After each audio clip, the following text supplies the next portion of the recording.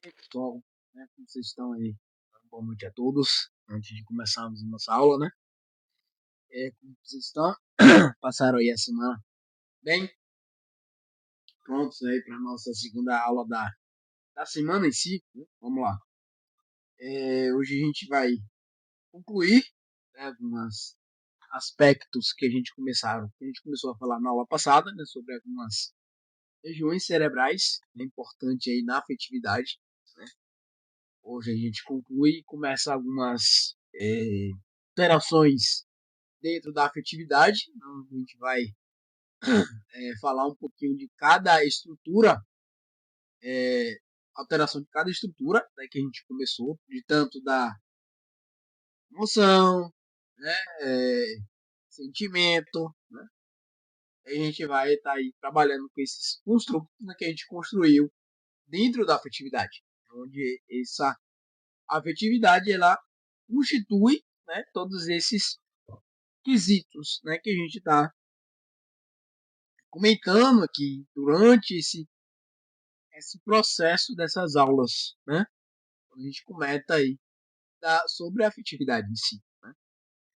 Nas aulas passadas a gente já trabalhou bastante conteúdo, né? Desde a primeira aula, onde na primeira aula a gente já trouxe, né, algumas definições importantes, né, algumas classificações importantes sobre de tanto emoção, né, sentimento, o que é esse construto, né, essa diferença entre a emoção e a razão, onde a gente está, como a gente deve agir, né, numa situação, se é com a razão, se é com a emoção, né, qual é o construto, qual é a situação em si, né, onde a gente, se a gente age de forma mais funcional, é com a razão, é com a emoção, né, a gente pode estar agindo em uma situação de forma mais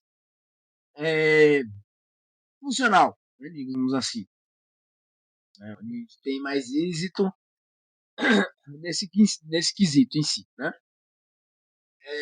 Também já falamos algumas estruturas importantes, né, dentro aí da afetividade, algumas partes cerebrais e neuropsicológicas da afetividade, onde são as partes cerebrais importantes, né, para a afetividade ela em si funcionar.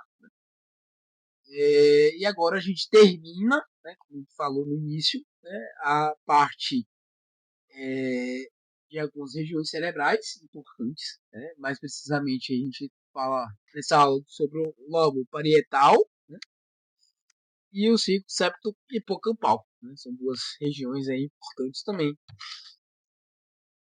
dentro aí da afetividade, certo? No mais, né, para quem não me conhece, meu nome é Matheus, sou psicólogo, gravo desejos de mostrar minha profissão para vocês, de como a psicologia ela funciona.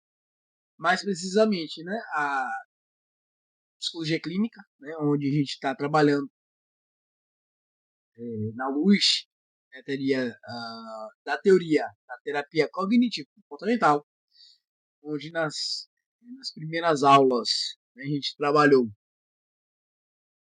toda a parte teórica da TCC, né, também chamada terapia cognitivo-comportamental, onde já trabalhamos o que é, né, essa terapia, como é que ela funciona, né, de como ela pode estar, como ela interpreta os fenômenos comportamentais do sujeito, é onde a gente está trabalhando, né, quais são as quesitos importantes para a gente estar trabalhando para fazer uma avaliação dentro da terapia cognitivo-comportamental de forma correta, né, alguns aspectos importantes que a gente já trabalhou.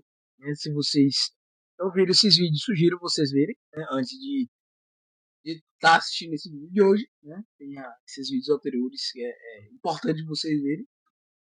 E sempre estar revisando que após essa leve, né, rápida passagem para da psicopatologia, onde a gente está trabalhando alguns aspectos importantes para a gente começar a trabalhar na parte prática, onde a gente vai trabalhar primeiro, né, alguns transtornos e como a terapia cognitivo-comportamental ela pode ajudar os pacientes a superarem as suas dificuldades, né, acometidas aí pelo transtorno, né, e também trabalhar algumas situações, né, dentro da psicoterapia. Né? A psicoterapia ela não é só para tratar transtornos, né? Não é só para pacientes que têm demandas. Né? A psicoterapia ela é um pouquinho mais ampla do que isso. Né? Ela vem mais, mais para autoconhecimento, autocuidado, a gente começar a entender, né, que tipos de gatilhos fazem a gente responder, né, de forma ter comportamentos, né, de forma desadaptativa, né, ter todo esse processo que a gente pode estar em trabalho também dentro da terapia.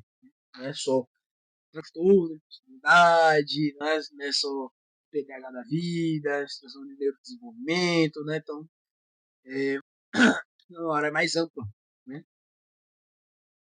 Dito isso, né, a gente começa aí a nossa aula de hoje, né, após a nossa vinheta.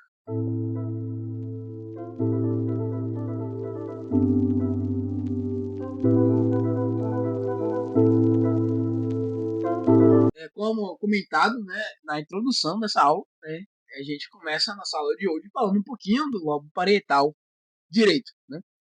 Pacientes com lesões nessa área vão apresentar agnosia, né, do domínio de mídio esquerdo com atenção visual esquerda. Respondem com diferença quando são constatados seus déficits, né, como por exemplo na anagnosia, e podem apresentar também, né, um humor expansivo, alegre, em contraposição ao humor triste e apático dos indivíduos com lesões aí nas áreas frontais anteriores esquerdas. Tá? O lobo parietal direito recebe né, projeções da amígdala, permitindo que os estímulos emocionais estejam integrados a aspectos objetivos da consciência e da memória declarativa, né, que é aquela memória, né, consciente.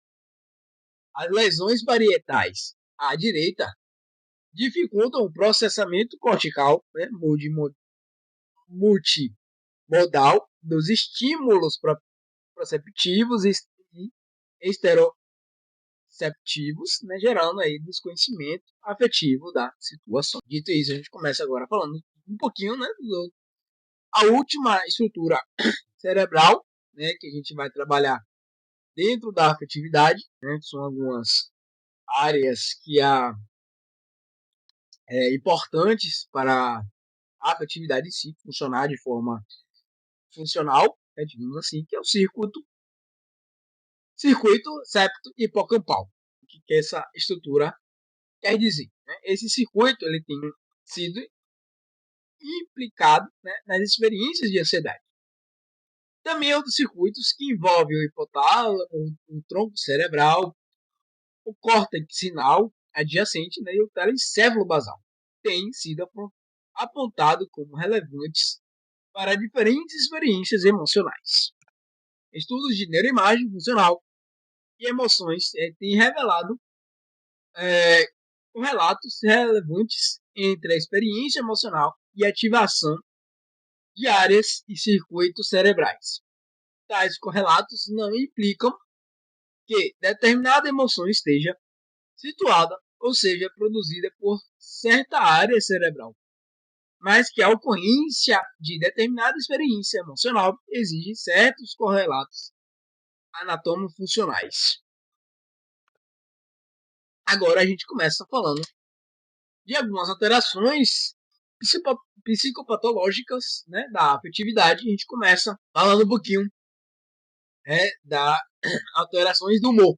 Né? A gente vai falar de todas aquelas estruturas que a gente já foi trabalhado lá no início. Né? E a gente começa agora com o da humor, certo? A primeira alteração que a gente vai estar falando é a distimia. O que isso quer dizer? Em psicopatologia, é o termo que designa, né, a alteração básica do humor, tanto no sentido da inibição, como no sentido da exaltação.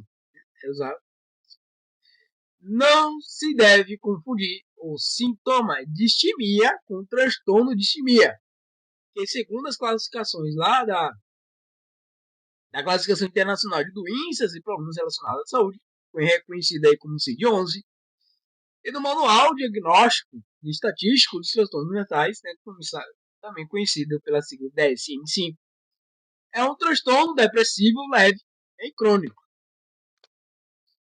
Da mesma forma, nas últimas décadas, o termo genérico depressão, significando tristeza patológica, tornou-se uma designação consagrada que vem substituindo os termos clássicos de istimia, hipotímica e melancolia, né, para esse transtorno em si, a depressão. Né?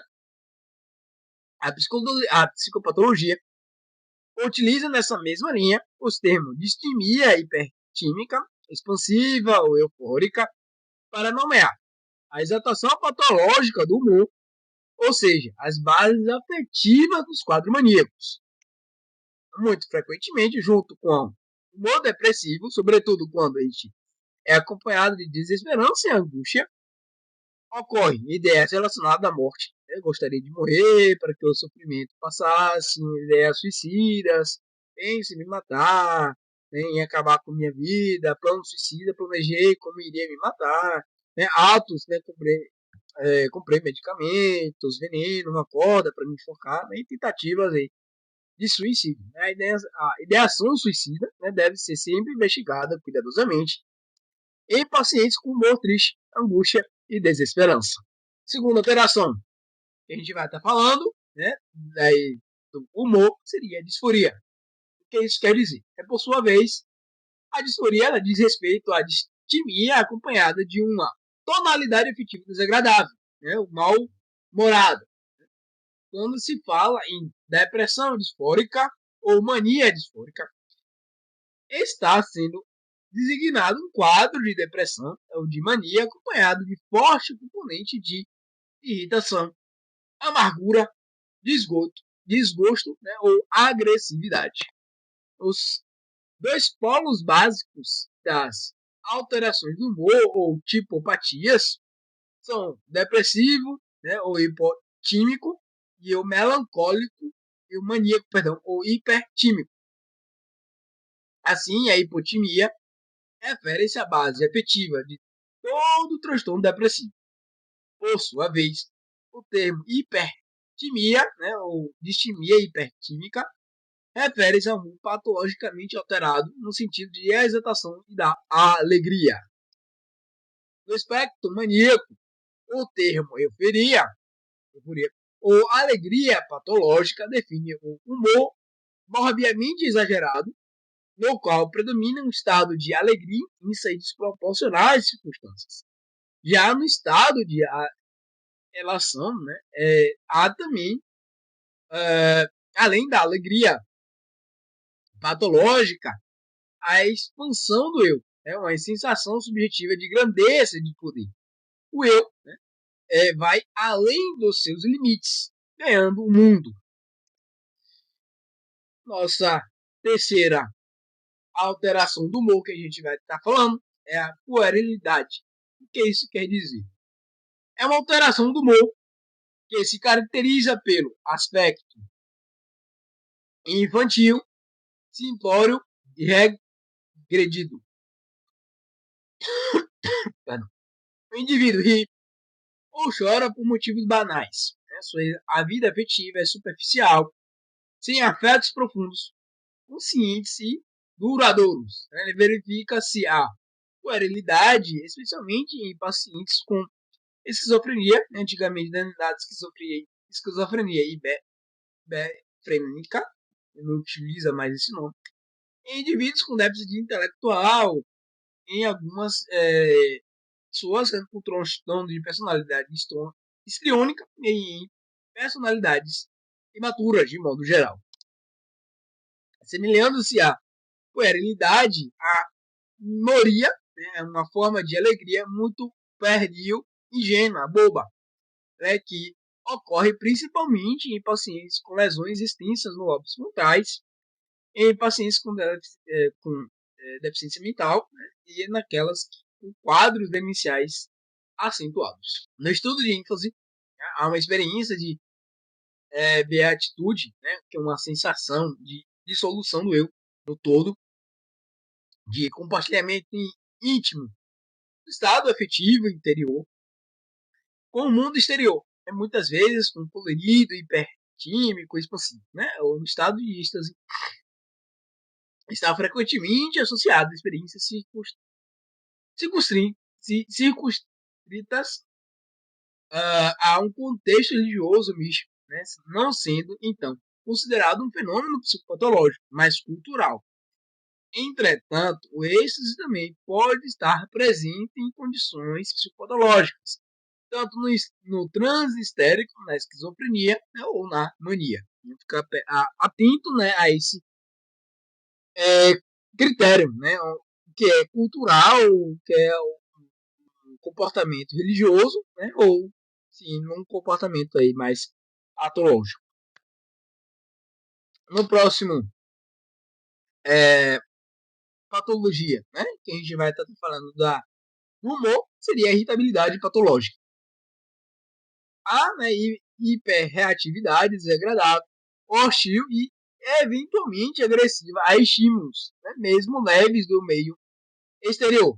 Qualquer estímulo é sentido como perturbador e o indivíduo ele reage prontamente de forma disfórica. Agressividade, né, qualquer ruído de criança, dos vizinhos de casa, entre outros, a presença de muitas pessoas no local, qualquer crítica ao paciente, enfim, tudo é vivenciado com muita irritação. A irritabilidade patológica é um sintoma bastante frequente e inespecífico, indicando não raramente nos quadros de natureza orgânica como disfunção cerebral identificável. Muitas vezes está associada a experiências e transtornos de ansiedade. Também é frequente em pacientes com síndromes depressivas, quadros maníacos e na esquizofrenia. O profissional deve sempre procurar diferenciar a irritabilidade primária oriunda diretamente de um transtorno mental, depressão, ansiedade, mania, esquizofrenia, da irritabilidade secundária, relacionada a um transtorno neurocognitivo ou a pacientes com lesões ou disfunções cerebrais. E o último, a alteração que a gente vai trabalhar dentro do quesito aí do humor seria a catatimia. O psiquiatra suíço Paul Eugene Blauler denominou, né, a catatimia a importante influência que a vida afetiva, sobretudo o estado do humor, né, mas também as emoções, os sentimentos e as paixões, exerce constantemente sobre as demais funções psíquicas. A pesquisa psicopatológica tem identificado historicamente quão penetrante é a influência da afetividade sobre toda a vida mental, normal e patológica. A atenção é captada, dirigida, desviada ou concentrada em função do valor afetivo de determinado estímulo. A vivência do tempo oscila segundo o colorido afetivo do estado emocional no qual estamos. Né? A memória é altamente detalhada ou muito pobre, dependendo aí do significado afetivo dos fatos ocorridos. Essa sua percepção pode se alterar em função dos estados afetivos intensos, desencadeando inclusive alucinações em pessoas com psicose. Né? Nos pensamentos e decisões tende a seguir os imperativos de emoções e sentimentos, sejam eles conscientes ou não conscientes. Agora a gente fala um pouquinho, né, mais outra alteração daí do humor, que é a ansiedade, angústia e medo. Né? Embora muitos autores utilizem os termos ansiedade e angústia como sinônimos, cabe ressaltar algumas diferentes sutis entre tais conceitos. A ansiedade ela é definida como um estado de humor desconfortável, a apreensão negativa em relação ao futuro Inadequação, inquietação interna desagradável. Ela inclui manifestações somáticas e fisiológicas, como, por exemplo, dispneia ou desconforto respiratório, taquicardia, vasoconstricção, vasodilatação, tensão muscular, parestesias, tremores, sudorese, tontura, né, entre outras manifestações. E as manifestações físicas, né, que são as inquietação interna, apreensão desagradável, desconforto mental, né, experiência ruim em relação ao futuro, né, entre outras aí alterações. Já o tema angústia, ela relaciona-se diretamente à sensação de aperto no peito, né, na garganta, de compressão, né, de sufocamento. Assemelha-se muito à ansiedade, mas tem conotação mais corporal, mais relacionada aí ao passado. Né? Do ponto de vista existencial, a angústia tem significado mais marcante, né? Algo que define a condição humana, né? Um tipo de vivência aí mais pesada, mais fundamental, que é a experiência da ansiedade. Cabe ressaltar que o medo, né, caracterizado por referir-se a um objeto mais ou menos preciso, diferencia-se da ansiedade e da angústia, que não se referem a objetos precisos. O medo é quase sempre, né, medo de algo, né? É medo de um precisa de um construto, né? De um comportamento, né? De algo físico, né? Agora a gente começa falando das alterações dos sentimentos. Também, né? Dentro do sentimento também tem o medo, né? Que a rigor, né, o medo não é uma sensação, uma emoção patológica, né, mas uma característica universal de muitas espécies animais e do ser humano. Nos humanos, o medo é um estado de progressiva insegurança e angústia, de impotência e invalidez crescentes ante a impressão iminente de que sucederá algo que o indivíduo quer evitar, ou que progressivamente se considera menos capaz de fazer. Mira Lopes, né, define o medo em 6 fases, né, de acordo com o grau de extensão e intensidade que nele alcança as manifestações de inativação, que são, né, primeiro, a prudência, segundo, cautela, terceiro, o alarme, quarto, a ansiedade, quinto, o pânico, né, que é medo intenso, e, por fim, o terror, que é medo intensíssimo. Segunda alteração de sentimento que a gente vai estar falando seria as fobias. O que são fobias? As fobias, eles são medos, né, determinados psicopatologicamente desproporcionais, né, e compatíveis com as possibilidades de perigo real oferecidas pelos desencadeantes, né, chamados de objetos ou situações fobigênicas, né, ou situações que podem trazer um momento de aversividade para o paciente. Assim, o indivíduo tem um medo terrível, né, e desproporcional em entrar em um elevador, de gado, né, ou de contato com pessoas desconhecidas. No indivíduo fóbico, o contato com objetos ou situações fobigênicas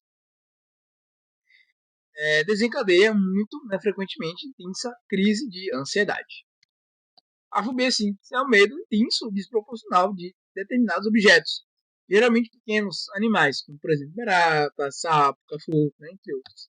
Já a fobia social, né, é o medo de contato de interação social, principalmente com pessoas pouco familiares ao indivíduo e em situações nas quais o paciente possa se sentir examinado ou criticado por tais pessoas, né, por vídeo, aulas ou conferências e a festas, encontros, né, fobia, né, para social para esses pacientes.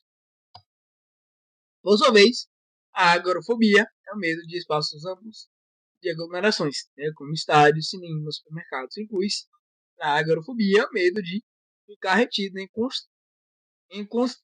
congestionamentos. Já a claustrofobia é o medo de entrar e ficar preso em espaços fechados, como elevadores, salas pequenas, túneis, entre outros. Né? Já além Dessas 4 formas mais comuns de fobia, um número enorme de subtipos de fobia classificados de acordo com o objeto ou situação fobigênico, né? E a gente entra, né, na próxima alteração, né? A gente vai estar falando agora, seria o pânico, né? Que são as crises de pânico e transtorno aí do pânico. O pânico se manifesta praticamente sempre com crises de pânico. Essas estão crises agudas intensas de ansiedade, acompanhadas por medo intenso de morrer ou de perder o controle, de efetuada descarga anatômica, por exemplo, a taquicardia, a sudorese, entre outros. As crises caracterizam-se pelo início abrupto de uma sensação de grande perigo e desejo de fugir, né? De fugir ou de escapar da situação. Ocorrem sintomas somáticos autonômicos decorrentes da ansiedade intensa, como palpitações, sudorese fria, tremores, parestesias, principalmente formigamentos nos lábios e na ponta dos dedos, sensação de falta de ar, desconforto respiratório, dor, desconforto no peito, náuseas, sensação de cabeça leve, medo de perder o controle ou de enlouquecer, né? Medo de morrer ou de ter infarto, né? Em alguns casos, despersonalização ou desrealização. O paciente frequentemente relata que teve a nítida sensação de que iria morrer, perder o controle ou ter um ataque no coração. As crises duram alguns minutos e tendem a repetir-se com periodicidade variável. Podem ocorrer após a exposição a desencadeantes, contato com situações objeto fobigênicos, né? Morte da pessoa próxima, significativa, estresse intenso, entre outros. Mas, em muitos casos, não se consegue identificar o fator, né, que provocou a crise. Segundo Pereira, né, a base da crise de pânico estaria o sentimento primário de desamparo, né, de não poder sentir o acolhimento básico, o apoio implícito que fundamenta o sentimento de segurança tática, né, que a criança tem diante do adulto que a cuida, né, geralmente aí a mãe. Deve-se ressaltar, né, que não é apenas a falta de apoio que é angustiante, mas, sobretudo, o caráter desorganizador das tensões libidinais para as quais não é possível qualquer satisfação fora do acolhimento da mãe. Alguns sentimentos e emoções considerados normais podem ter implicações psicopatológicas conforme a intensidade e o contexto no qual surge e se desenvolve. Né? Vale ressaltar aqui a inveja, né, e o ciúme. O ciúme ele é um fenômeno emocional complexo, né, no qual o indivíduo ele vai sentir receio, medo, tristeza ou raiva diante da ideia, situação, sensação ou certeza de que a pessoa amada gosta de outra pessoa ou outro objeto e pode abandoná-lo ou preteri-lo. Né? O ciúme de intensidade extrema, desprovido de crítica, é difícil de ser diferenciado do delírio de ciúme. Já a inveja, por sua vez, é uma sensação de desconforto, raiva, angústia diante da constatação de que a outra pessoa possui objetos, qualidades, relações que o indivíduo gostaria de ter, mas não tem. Pode ser importante fonte de sofrimentos em indivíduos imaturos, extremamente neuróticos ou com transtornos de personalidade. Além disso, a inveja intensa pode ter efeitos devastadores nas relações interpessoais. Na condição de rigidez afetiva, o indivíduo não deseja, né, tem dificuldade ou impossibilidade tanto de sintonização como de irradiação afetiva. Ele não produz reações afetivas nos outros, nem reage efetivamente diante da situação existencial cambiamente. Agora a gente fala um pouquinho da apatia. O que é a apatia? A apatia ela é uma diminuição da excitabilidade emocional dos pacientes. Queixos de não poder sentir nem alegria, nem tristeza, nem raiva, nem nada. A apatia emocional em alguns indivíduos acometidos, apesar de saberem da importância afetiva de determinada experiência deveria ter para eles, não consegue sentir nada, não reage efetivamente. O paciente torna-se hiporreativo. Né? É um tanto faz quanto tanto fez para tudo na vida.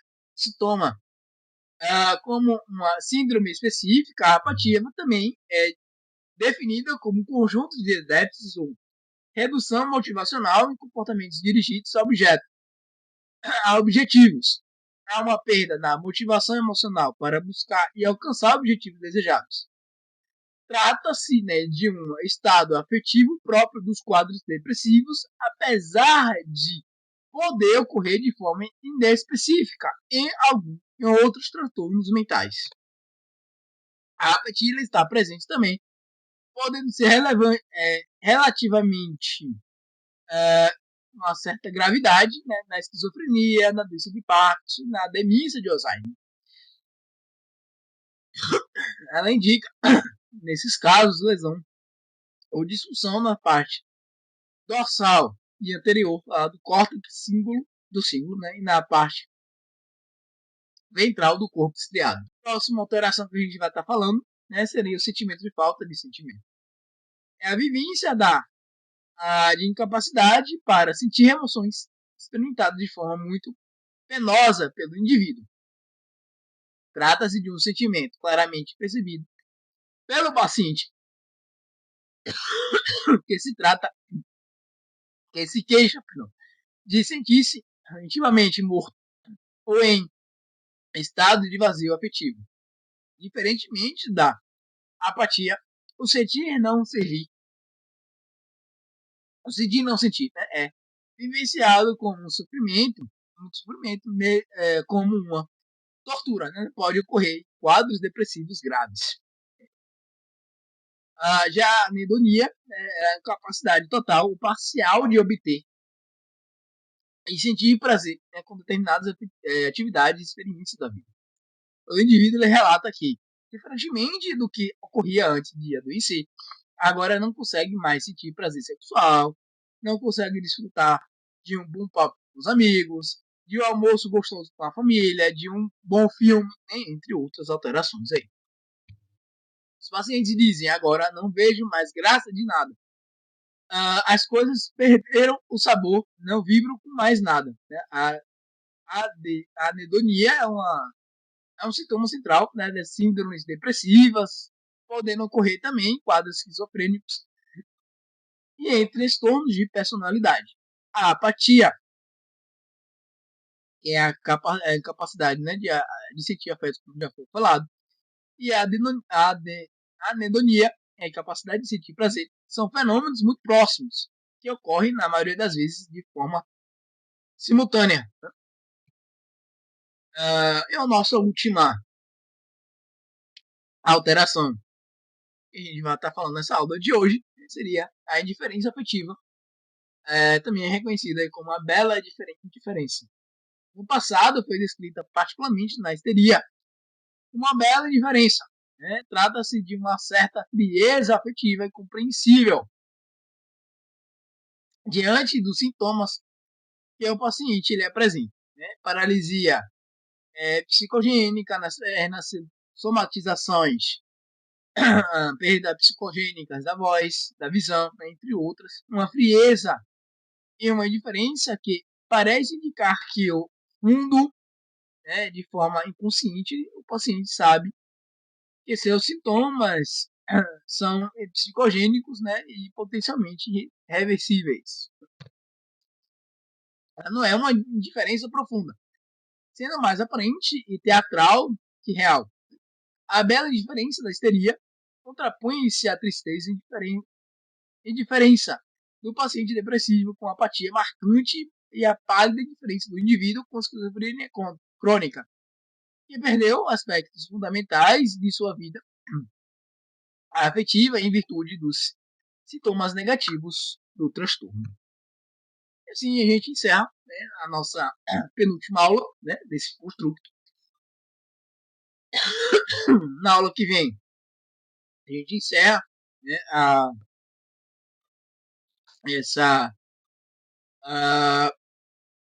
esse construto, né, da afetividade. A próxima função elementar que a gente vai estar falando, né, é a vontade, né, a psicomotricidade, certo? Aí tá meu e-mail, né, a forma que vocês têm para entrar em contato comigo, né? Tô aí, ficar à vontade para tirar dúvidas, né? Trazer curiosidade de alguns vídeos que queira que eu traga, né? Tá aí, estarei aí à disposição e aberto, né? Para ajudá-los da melhor forma possível, certo? Mas espero ter ajudado vocês nessa aula, né? Muito obrigado pela atenção. Espero ter ajudado vocês aí nessa jornada. Bons estudos. Um grande abraço, né? Uma boa semana e nos vemos na próxima aula. Até a próxima aula. Fui!